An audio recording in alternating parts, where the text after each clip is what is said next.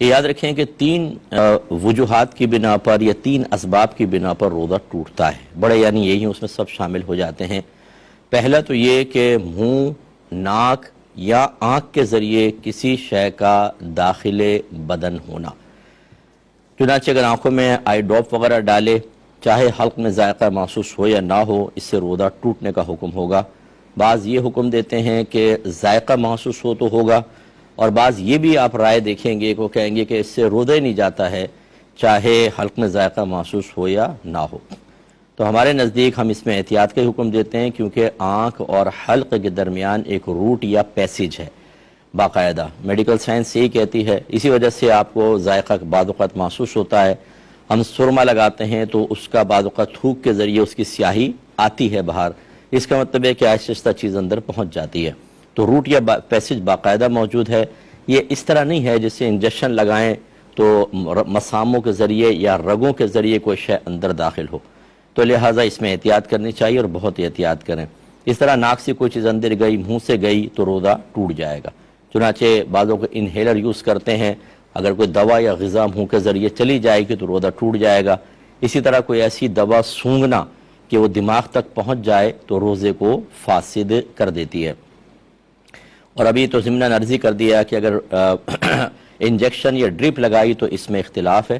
بعض یہ کہتے ہیں کہ یہ جو منافذ ہیں، ان کو منافذ کہتے ہیں، آنکھ ہے، ناک ہے، منہ ہے، ان کے ذریعے کوئی شے داخل بدن ہوگی دوا یا غذا تبھی روزہ ٹوٹے گا، باقی اگر مساموں کے ذریعے، رگوں کے ذریعے جائے تو نہیں ٹوٹے گا، کیونکہ نبی کریم کے دور میں تو وہ چیزیں تھیں نہیں، تو لہذا انجیکشن ڈرپ سے روزہ نہیں جائے گا۔ اور بعض یہ کہتے ہیں کہ روزہ ٹوٹنے کا اصل سبب یہ ہے کہ جب ہم دوا یا غذا کو اندر اتارتے ہیں تو دوا ہمارے بدن کی اصلاح کا کام کرتی ہے اور غذا تقویت فراہم کرتی ہے، چنانچہ کوئی بھی ایسی چیز جسم میں کسی بھی جگہ سے داخل ہو جو اصلاح اور تقویت کا سبب بنے وہ روزہ توڑ دے گی۔ جو یہ لاجک رکھتے ہیں وہ یہ کہتے ہیں کہ انجیکشن اور ڈرپ سے روزہ ٹوٹ جائے گا۔ اب عوام کیا کرے؟ تو ہم یہ کہتے ہیں کہ اگر بہت شدید ضرورت ہے، ڈاکٹر یہ کہتے ہیں کہ آپ ڈرپ لگائے بغیر یا انجیکشن لگائے بغیر روزہ پورا ہی نہیں کر سکتے، تو علماء کے اختلاف سے فائدہ اٹھاتے ہوئے ان علماء کے قول پہ آپ چل سکتے ہیں جو کہتے ہیں کہ ڈرپ سے اور انجیکشن سے روزہ نہیں جاتا، اور اگر اس کی ضرورت نہیں ہے، آپ ویسی بھوک لگ رہی ہے، کچھ کسی ڈاکٹر نے کہا آپ ایسے کریں ڈرپ چڑھوا لیں تو روزہ بڑے آرام سے گزر جائے گا، تو پھر اس میں احتیاط کریں، پھر ان اکابرین کے قول کو فوقیت دیں جو انجیکشن ڈرپ سے روزہ ٹوٹنے کا حکم دیتے ہیں، یعنی دونوں اقوال کو لیں گے لیکن موقع کی مناسبت سے کبھی اس پر اور کبھی اس پر، جب سخت ضرورت ہو تو اس پر عمل کر لیں، ورنہ پھر ٹوٹنے والے قول پر عمل کرنا ہی بہتر ہوتا ہے۔ ہاں یہ یاد رکھیے کہ اگر خدا نخواستہ کوئی چیز داخل بدن ہوئی لیکن وہ ایسی ہے کہ اس سے بچنا ممکن نہیں ہے، اور بچنا بھی چاہیں تو شدید ترین تکلیف و حرج میں انسان مبتلا ہو جائے گا، وہ معاف ہے۔ مثال کے طور پہ آپ کسی ایسے فیکٹری میں کام کرتے ہیں جہاں دھواں بہت اٹھتا ہے، آپ روڈ پہ جا رہے ہیں، گاڑیوں کا دھواں ناک کے ذریعے اندر جا رہا ہے، ڈسٹ جا رہی ہے بسا اوقات، ان چیزوں سے چونکہ بچنا دشوار ہے اس لیے معاف ہے۔ ایسی کوئی آٹے کی چکی میں کام کرتا ہے، آٹا اڑتا ہے، وہ سانس کے ذریعے اندر چلا جاتا ہے، یا آپ مسجد میں گئے، کسی نے اگربتی لگائی ہوئی ہے، قریب جا کے سونگے نہیں، پھر تو ٹوٹے گا، آپ کا قصد و ارادہ شامل ہوا، لیکن ویسے آپ جا رہے تھے اور ناک کے اندر وہ چلا گیا دھواں، روزہ نہیں جائے گا۔ اور اسی سے آپ اندازہ کر لیں کہ اگر کوئی قریب ناک کر کے اگربتی کا دھواں جان بوجھ کے اندر لے گیا تو روزہ ٹوٹ جائے گا، کیونکہ اب یہ حرج والی صورت نہیں ہے، یہ تو قصدن آپ نے ایسا کر لیا۔ تو لہٰذا اسی بیس پر پھر سگریٹ کا حکم بھی یہ ہوتا ہے کہ اگر کسی نے سگریٹ پیا تو اب وہ یہ نہیں کہہ سکتا بھی میں روڈ پہ سفر کرتا ہوں، اتنا دھواں اندر جاتا ہے، میں نے سگریٹ بھی تو دھوئیں لے جا رہا ہوں اور کیا کر رہا ہوں، نہیں، یہ آپ قصد ارادے کے ساتھ لے جا رہے ہیں، اس سے روزہ ٹوٹے گا۔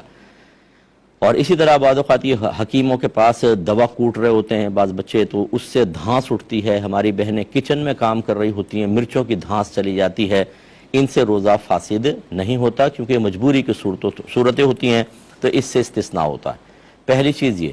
دوسرا جو ہے وہ وومیٹنگ سے روزہ ٹوٹ جاتا ہے، لیکن جب تینوں شرطیں جمع ہوں گی، یعنی اس کی تین شرائطیں اور تینوں کی تینوں جمع ہونے چاہیے۔ نمبر ایک، آپ کو روزہ یاد ہو کہ آپ روزے سے ہیں۔ نمبر دو، وومیٹنگ کے لیے جان بوجھ کر کوئی عمل کیا گیا ہو۔ اور تیسرا یہ کہ منہ بھر قیا ہے۔ منہ بھر کا مطلب اتنے پریشر کے ساتھ جس کو آپ روک نہ سکتے ہو، جو بہت زیادہ آتی ہے تیزی کے ساتھ، یہ تین جمع ہونے چاہیے تب روزہ ٹوٹے گا۔ لہذا اگر کسی کو منہ بھر قیا آئی اور اس کے جان بوجھ کے عمل سے آئی، لیکن روزہ یاد نہیں تھا نہیں جائے گا. روزہ یاد تھا جان بوجھ کے عمل کیا لیکن منہ بھر نہ آئی نہیں جائے گا.